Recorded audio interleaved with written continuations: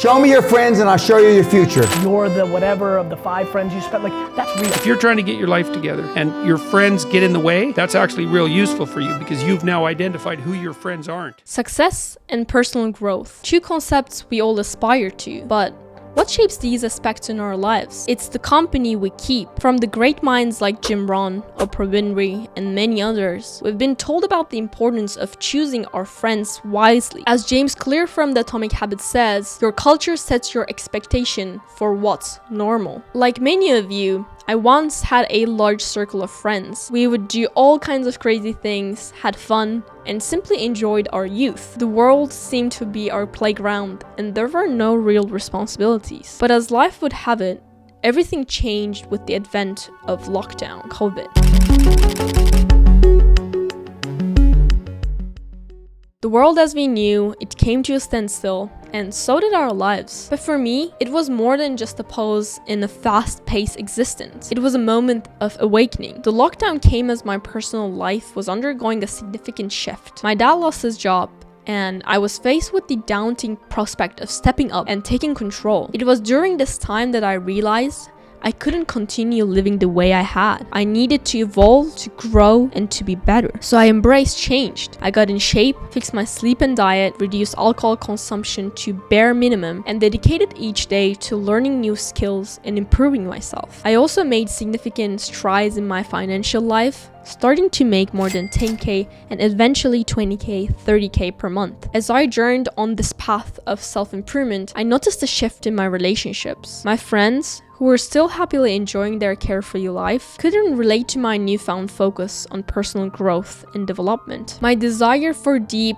meaningful conversations was at odds with their inclination for shallow chit-chat party banter. Their interests lay in parties and hookups, where I found solace in books and self-education. As the time passed, the divide widened. I found myself increasingly unable to engage with them on a level that was meaningful to me. And slowly, I found myself withdrawing from my circle of friends. They too started to noticing my absence and stopped inviting me. The result was a deep sense of loneliness. But with loneliness came a deep self-realization. I realized that real friends aren't those who would rather see you stagnant so they can feel comfortable. Real friends are those who motivate you, inspire you, challenge you to become the best version of yourself. They are your teammates in the journey of life. And when life throws curveballs at you, they stand by your side, not away from it. Real friends aren't the ones who prefer you to remain stagnant just so they can revel in their comfort zones. They're not the ones who cheer for your failures or watch silently as you drown in self-doubt. No, that's not what a real friend is about. This understanding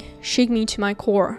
It dawned on me that if I wanted to be surrounded by such supportive, inspiring, loving friends, I needed to become that person myself first. This change needed to begin with me. In our digital world today, where we are more connected yet more isolated than ever before somehow, it's common to hear about toxic friendships. Social media platforms are bombarded with posts and discussions about this issue. But amidst all the noise and blame, we sometimes fail to look at ourselves. Are we ourselves a good friend? Building authentic, genuine friendships is about more than just shared interests or regular hangouts. It's about taking initiative. It's about showing genuine interest in the lives of others, making an effort to understand their thoughts and emotions, ensuring that they feel heard, and offering your support even when it's inconvenient. It involves a level of selflessness that is sometimes challenging, but always rewarding. In my journey, I decided to be the one to make the first move. I took the plunge, extended my hand first, opened my heart, and the results have been astounding. Today, I'm fortunate to be surrounded by friends who not only understand me,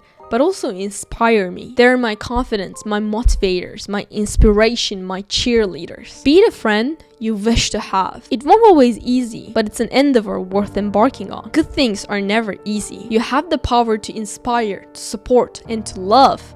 Use it. And watch as your life fills with the kind of friendships that nurture your soul and push you to grow. Now, let's delve into something fundamentally essential, which is our environment. Much like the water determines how a fish swims and survives, the people we surround ourselves with have a profound influence on our attitudes, our behaviors, and ultimately who we become. James Clear, the author of the book Atomic Habits, provides some invaluable insights into this. He says, surround yourself with people who have the habits you want to have yourself. You will rise together. Nothing sustains motivation better than belonging to the tribe. It transforms a personal quest into a shared one. Previously, you were on your own. You don't have to be the victim of your environment. You can also be the architect of it. This thought is simple yet incredibly powerful, and it changed how I think. The habits and behaviors of the people around us rub off on us, for better or for worse. There is an immense power in belonging to a group that shares your aspirations and values. It's not just about individual quests anymore, but a shared mission. This collective drive doesn't just sustain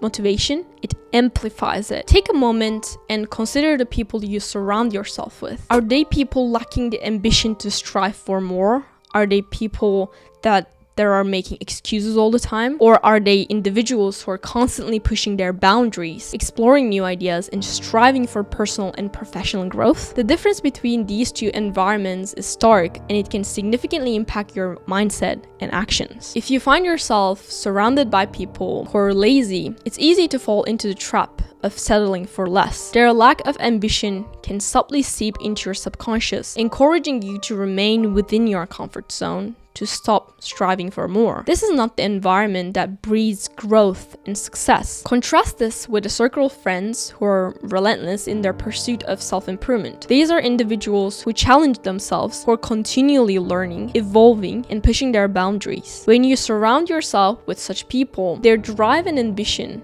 are contagious. You too will find yourself inspired to push past your limitations, to strive for growth and excellence. So take charge of your environment. Choose to surround yourself with people who inspire you, challenge you, and help you grow. Remember, you're the architect of your life. Design it in a way that fuels your growth and success, not stops it. Recognizing toxic friends is not always easy. They might not appear harmful at first glance, but some signs give them away. They might get jealous when you succeed, might not be there for you in times of crisis, or maybe excessively self-centered. Toxic friends may indulge in constant gossip, turning their attention to others' lives instead of focusing on their own growth. One of the most glaring red flags in a toxic relationships is when someone starts playing with your insecurities. I mean, we all have areas of self-doubt. That's a part of being a human. But a true friend, a genuine friend, would help you overcome these insecurities, not use them as a weapon against you. A toxic friend, on the other hand, will constantly point out your flaws, not to help you to improve, but to belittle you. They will use your insecurities over you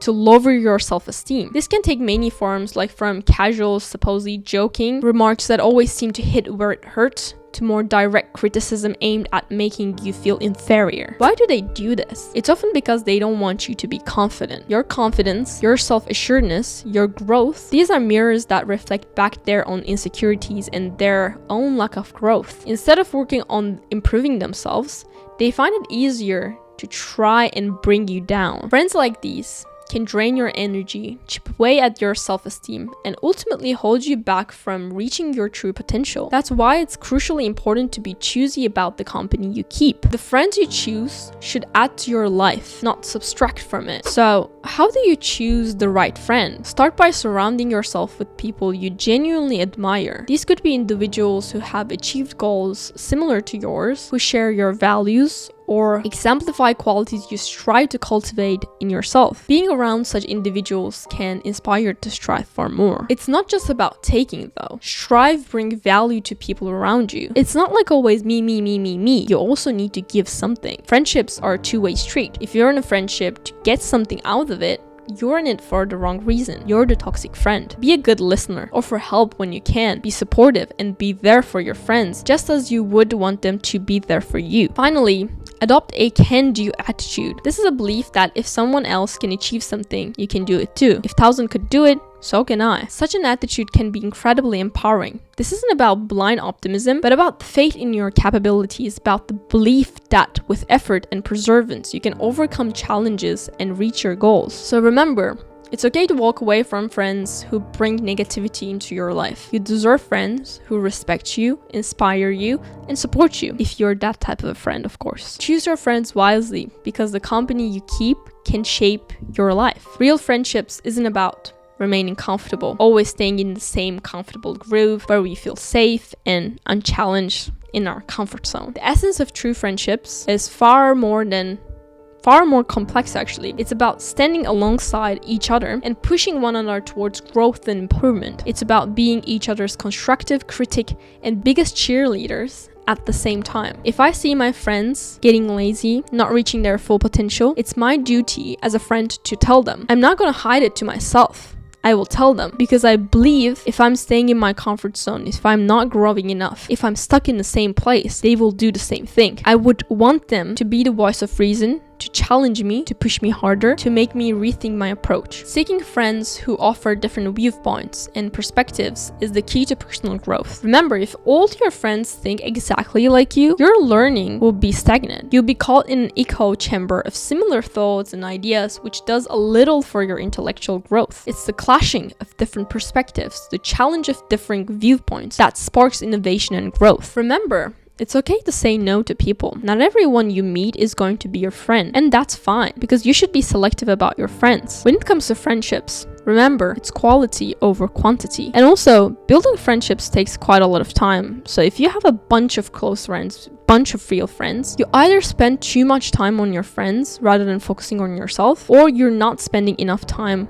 with individual of them. Because spending quality time takes a lot of time and effort, and we all have limited time in this world. Also, understand that friendships, much like life itself, evolve. Just as we change and grow, so do our relationships. Different stages of life might offer different friendships, and some might fade away. This isn't something to fear or resist, it's just something natural and something you should embrace. Change is part of life, and growth is the essence of our existence. For the last message I want to share is that embrace the challenge of growth, the discomfort of change, both in your life and in your friendships. Be the architect of your life, push your limits, and grow as a person. Nothing good is easy. It's always going to be hard, but that's why it's so meaningful. Remember, true friendships isn't about comfort, it's about growth. I hope this video provided you some insights from the lessons that I learned in the past couple of years, and see you next time.